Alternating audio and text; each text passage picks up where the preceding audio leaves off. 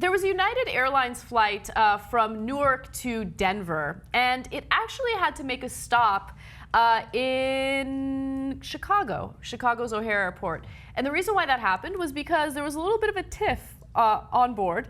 Apparently, a gentleman who was flying in Economy Plus really wanted to protect his legroom. Can I just pause real quick and tell people who might not know what Economy Plus is? Sure.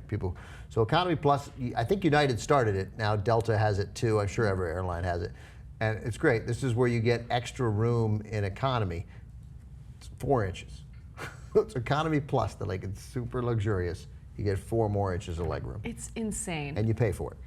I hate flying. Yeah. Not because I'm afraid of flying, but because they make it as uncomfortable as humanly possible. And even like the basic necessities to make it even a little bit comfortable, you have to pay extra for it. Yeah, that's right. When they have entertainment systems on board and you have to like pay $5 for headphones, just give them the headphones. Give them the headphones, right? Anyway, I can't stand flying. They're such assholes. Moving on though, he's flying in Economy Plus, and he paid for those 4 inches, right? He really wanted those 4 inches. Could have been like $49 that he paid. Exactly, and so he wanted to make sure that the person sitting in front of him would be unable to recline, because if he or she reclines, then he's unable to enjoy those 4 inches. Right. Right. Well, I mean, he'd still, so the recline, he didn't want someone to go from, okay, this shot here. He didn't want someone to be able to take their seat back from here all the way back to here.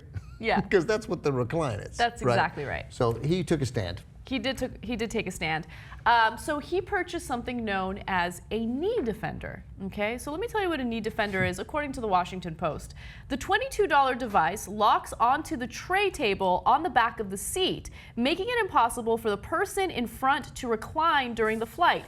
United Airlines and other U.S. carriers have understandably banned the device, probably because if they have the recline feature on their chairs, or their seats, they probably want people to take advantage of them and enjoy them, because that's probably the one thing on a flight that's even remotely interesting or comfortable, I should say. All right, so he puts that device onto the chair, and the woman sitting in front of him notices that she's unable to recline, so she confronts him about it. And she's like, dude, what's going on? Why is there a knee defender on the seat? How do we get rid of that? And apparently he refused to get rid of it. He felt that he needed to protect his space, and he refused to get rid of it. A flight attendant gets involved. Flight attendant tells him, you gotta take it off, it's banned, we don't allow it. Still refuses to take it off. It gets so heated that the woman sitting in front of him takes a glass of water, throws it on his face, and then drama ensues. At that point, they had to land in Chicago, get rid of both of them, and then everyone else finally got to fly to their final destination. They called the police, they called the TSA. Mercifully, cooler heads prevailed, great phrase, because the cops and the TSA were there and they were like, this seems like a customer service issue, not really a crime. See ya. We're gonna go back and do something important. So at least nobody's been arrested. No one's been arrested, but things did get wet and wild on that United flight. By the way, Ira Goldman, he's a 6'3" guy. He invented the knee defender. Yes, I love this. According to the Washington Post, I want to give you a little more of a description. More than a decade ago, 6'3" Ira Goldman invented the knee defender to protect his, quote, right to legroom. At the time, Goldman, a former Capitol Hill staff member, said the device wasn't about space. It was about protection. So I love this because now ABC News has talked to him now. And he says the device was created for exactly the opposite reason of what happened on the United flight. Knee defenders aren't about getting more space. They're about stopping someone from moving and hitting you. So what are you talking about? Like there's only one way to use it. He wants to protect his precious 4 inches. That's all it's about. He says it starts the conversation before there's a problem.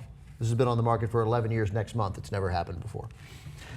Both people are wrong in this case. I think we should have a ruling. Why is she wrong? For the water? You can't throw the water on somebody. Like the flight attendants have brought over, you can't, look, somebody cuts you off and flips you off, and you can't drive over, cut them off, and punch them. I know, I understand that. Maybe he looked thirsty, though. No, she's guilty of a misdemeanor. Okay. He's guilty of a felony. Okay, fine. I'll take that. Right. I'll take that. No knee defenders allowed. You can't do it, and because you can still work on your laptop. It's a pain in the ass. Flying sucks. Yeah. He was in the middle seat. It blows, but you can still work on your laptop. But it does suck. So let's discuss etiquette on a plane. Do you usually recline if you have the option to do so? Every 100% of the time. You do? 100%. Usually I will do my best not to recline. Yeah, but if I'm on a really long flight and I'm trying to get some sleep, sorry dude, I have to. All the way. The idea that this is going to possibly make the difference between our flight. My dad, if his seat doesn't go back, literally will cause the air marshal to get up out of his seat. My dad will be like, "Oh, come on, it doesn't go back." And people are like, "What the hell's going on?" But I think of course you have the right to put your seat back. But if everybody puts their seat back, then everybody has the same amount of room. It's not that complicated. Like you put your seat back and they put their seat back, then they're the same. So put your seat back. But you being, 5'1" and 48 pounds, like it's not that big a deal. Like, grown men need to put their seat back.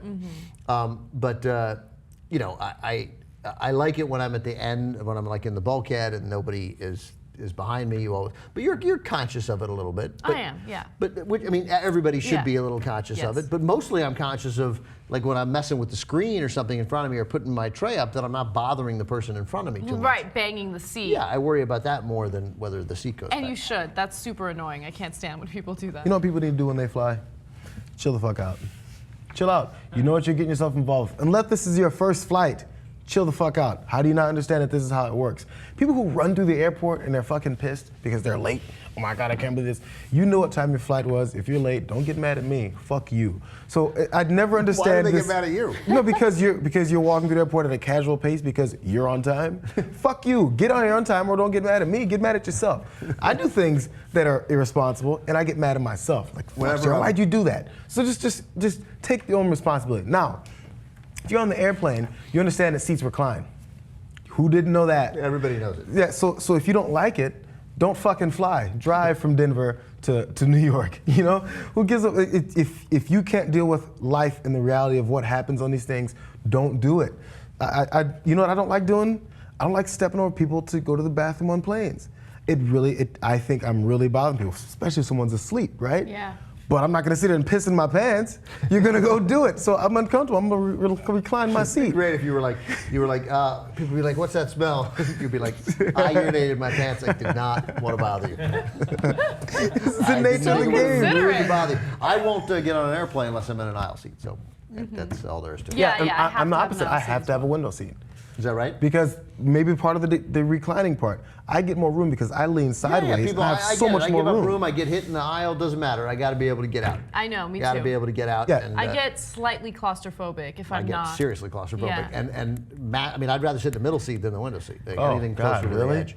But yeah, and people come by and wake me up. Oh, and they're all, but I made that choice. Yes. So I get I mean, up, as long go as you're get And not- I would rather be inconvenienced than feel like I'm being an inconvenience. So. Right, that's Yeah. right. So Yeah. right, that's right. Because there's a problem.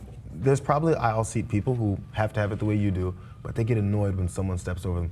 Do you know what you're on? An airplane. You're in There's the other aisle people seat, here. dude. You won the lottery. You're in the aisle seat. You got to get up every time, and you got to get up with a smile on your face every time.